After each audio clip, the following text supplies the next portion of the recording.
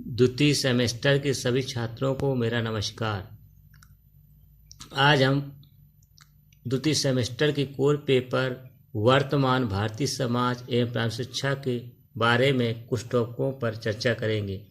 जैसा कि आप लोग जानते हैं, पिछली वीडियो में हम शिक्षा का अर्थ और उससे संबंधित परिभाषाओं पर चर्चा कर चुके हैं।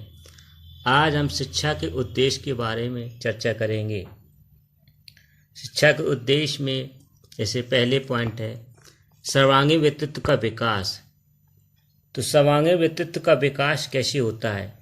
शिक्षा का उद्देश्य बालक के संपूर्ण व्यक्तित्व का विकास करना है। शिक्षा आयोग के अनुसार प्रजातंत्र में व्यक्ति स्वयं साध्य है, इसलिए शिक्षा का प्रमुख कार्य उसकी अपनी शक्तियों के पूर्ण विकास करने के लिए अधिक से अधिक अवसर प्रदान करना है। इसके अंतर्गत निम्न प्रकार के विकास आते हैं। बच्चों आगे देखिए क्या क्या बच्चों इसके अंतर्गत क्या क्या विकास आते हैं। जैसे पहला पॉइंट है शारीरिक विकास, बौद्धिक विकास, चारित्रिक विकास, सांस्कृतिक विकास, आध्यात्मिक विकास, आर्थिक क्षमता का विकास, अच्छी रुचियों का विकास, चिंतन शक्ति का विकास, जनतंत्र नागरिक का विकास, वातावरण से समायोजन। इसके बाद बच्चों हम इस निष्कर्ष पर पहुंचते हैं कि उत्तरदायी और कुशल नागरिक से ही देश का विकास होता है। प्रजातांत्रिक देश में प्रत्येक नागरिक की कार्य क्षमता व त्याग की भावना देश निर्माण में योगदान देती है। इसलिए बच्चों शिक्षा का प्रमुख उद्देश्य अपने नागरिक के व्यक्तित्व का उचित विकास है।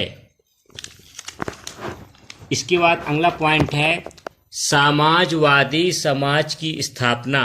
इसके अंतर्गत बच्चों क्या आता है? देखिए आप लोग, हमारे संविधान में यह साफ तौर पर माना गया है कि भारत एक समाजवादी और कल्याणकारी राज्य है, जिसमें प्रत्येक नागरिक की स्वतंत्रता, समान भ्रातृत्व एवं सुरक्षा का विशेष महत्व है। जनतंत्र की सफलता जनसाधारण के शिक्षित होने पर निर्भर करती है। जन साक्षरता का कार्यक्रम आयोजित करना होगा, सभी को शिक्षा के समान अवसर देने होंगे। ये बच्चे बहुत स्पष्ट बात है। बच्चों नेक्स्ट अगला पॉइंट आता है राष्ट्रीय एकता की भावना उत्पन्न करना। यानी राष्ट्रीय एकता की भावना कैसे उत्पन्न की जाए, इस हेडिंग के अंतर्गत बताई गई है। राष्ट्र के पुनर्निर्माण हेतु राष्ट्रीय एकता का होना आवश्यक है। हमारी शिक्षा व्यवस्था ऐसी हो राष्ट्रीय एकता के मार्ग में आने वाले बाधाओं को दूर कर सके। शिक्षा द्वारा प्रत्येक नागरिक में देश प्रेम की भावना का विकास करना होगा। हर परिस्थिति में राष्ट्रीय प्रेम और राष्ट्रीय एकता को सर्वोच्च प्राथमिकता देनी होगी। नेक्स्ट हेडिंग है आपकी अंतर्राष्ट्रीय भ्रातृत्व की भावना का विकास। अंतर्राष्ट्रीय भ्रातृत्व की भावना से मतलब है अंतर्राष्ट्रीय मतलब एक देश से दूसरे देश में भाईचारे की भावना का विकास करना। जब एक देश दूसरे देश की भाईचारे की भावना रखेगा तो एक दूसरे में प्रेम रहेगा और कोई भी एक दूसरे के प्रति ईर्ष्या की भावना नहीं रहेगी। आधुनिक युग से मतलब है वर्तमान युग में अंतर्राष्ट्रीय भ्रातृत्व का विकास नागरिकों में जरूरी है।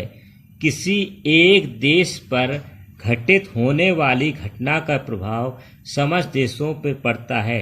जैसा कि आप वर्तमान में जान रहे हैं, जैसे कोरोना वायरस चीन में फैला था, इसके बाद वो धीरे धीरे समस्त देशों में फैल गया। यानी कोई भी चीज़ एक देश से दूसरे देशों में फैलती है तो उसका प्रभाव अवश्य पड़ता है। तो चीन के बाद समस्त देश इस महामारी से ग्रसित हो रहे हैं और काफ़ी उसमें आर्थिक नुकसान भी हो रहा है और संकट से जूझ रहा है। इसके बाद बच्चों अगला पॉइंट है वसुधैव कुटुंबकम। इसको विशेष आप लोग ध्यान देंगे। वसुधैव कुटुंबकम इसका अर्थ है संपूर्ण पृथ्वी को अपना एक परिवार समझना चाहिए। जब आपके अंदर ये भावना होगी तो एक दूसरे में कभी भी व्यक्ति में या एक दूसरे के देश में ईर्ष्या द्वेष भावना इस प्रकार की भावनाएं नहीं होंगी।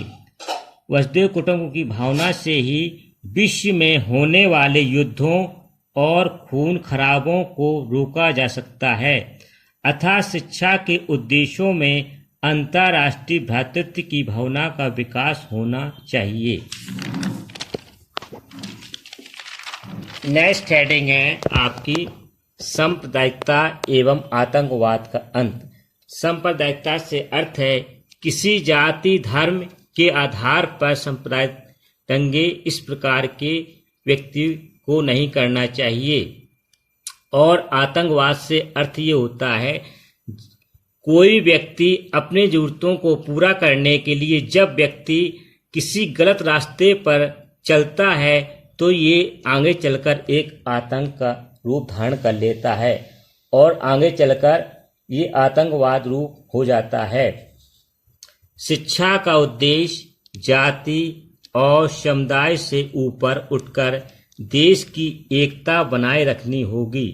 विद्यालयों में सभी वर्गों के विद्यार्थियों के साथ एक सा व्यवहार किया जाए। सांप्रदायिकता फैलाने वालों को शिक्षा के माध्यम से ऐसा नहीं करने के लिए प्रोत्साहित करना चाहिए। यानी विद्यालयों में शिक्षा को सभी विद्यार्थियों के साथ एक सा व्यवहार हमेशा रखना चाहिए। किसी एक दूसरे जाति पाति से अलग अलग व्यवहार नहीं रखना चाहिए। इससे सांप्रदायिकता फैलने का डर अवश्य रहता है। देश के बालकों को ऐसी शिक्षा देनी चाहिए जो आतंकवाद पर रोक लगा सकें। यानी उन्हें ऐसी प्रेम व्यवहार भाईचारे की शिक्षा देनी चाहिए जिससे आतंकवाद उनके अंदर उत्पन्न न हो सके। अब नेक्स्ट हेडिंग आपकी आती है उत्पादन एवं आर्थिक कुशलता में वृद्धि करना। उत्पादन एवं आर्थिक कुशलता से वृद्धि करना इससे तात्पर्य है जब किसी भी देश में उत्पादन की मात्रा अधिक होगी तभी वो आर्थिक रूप से समृद्ध होगा। जब वो आर्थिक रूप से समृद्ध होगा तब भी उसकी आर्थिक स्थिति क्या मजबूत होगी। देश के बालकों को ऐसी शिक्षा दी जानी चाहिए जो राष्ट्र की समृद्धि के लिए उत्पादन एवं आर्थिक कुशलता में वृद्धि कर सकें। विश्वविद्यालयों महाविद्यालयों तथा अन्य व्यावसायिक विद्यालयों में नए पाठ्यक्रम चलाए जाने चाहिए। यानी विद्यालयों में ऐसे पाठ्यक्रम चलाए जाने चाहिए व्यावसायिक भी जो बच्चे आगे पढ़कर अपना आप में कोई न कोई व्यवसाय उत्पन्न कर सकें और चला सकें, अपने आप में सक्षम हो सकें, जिससे वो बेरोजगार न रहें। देश की प्रतिभाओं को प्रोत्साहित करके देश की आर्थिक उन्नति के अवसर बढ़ाए जाने चाहिए। यानी देश में जो भी प्रतिभाएं हो रही हैं, अगर कोई व्यक्ति अच्छा कर रहा है तो उसे उदाहरण देकर उसे अन्य व्यक्तियों को प्रोत्साहित करना चाहिए जिससे वो आर्थिक उन्नति अच्छी तरह कर सके। नेक्स्ट हेडिंग आती है राष्ट्र का आधुनिकीकरण। राष्ट्र का अर्थ होता है कोई भी अपना देश का आधुनिकीकरण। पहले देश की स्थिति क्या थी? जब हमारे देश में विज्ञान तकनीकी का अभाव था तो देश काफ़ी पीछे था और हम लोग काफ़ी उन्नति नहीं कर पाए थे। लेकिन आज वर्तमान में जब विज्ञान और तकनीकी का विकास हुआ है तो देश काफ़ी विकसित हुआ है और काफ़ी आगे बढ़ गया है।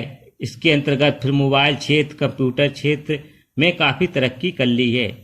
विज्ञान तथा तकनीकी के क्षेत्र में हमारा देश विकसित देशों से बहुत पीछे है। यदि हमें विकसित देशों की बराबरी करनी है तो हमें भी अपने ज्ञान के विकास में उनके साथ चलना होगा और अपनी शिक्षा को उसी के अनुरूप बनाना होगा जैसा कि अन्य देश चल रहे हैं। देश के आधुनिकीकरण के लिए आवश्यकता के अनुसार तीव्र परिवर्तन करने होंगे जो हमें शिक्षा के द्वारा संभव हैं।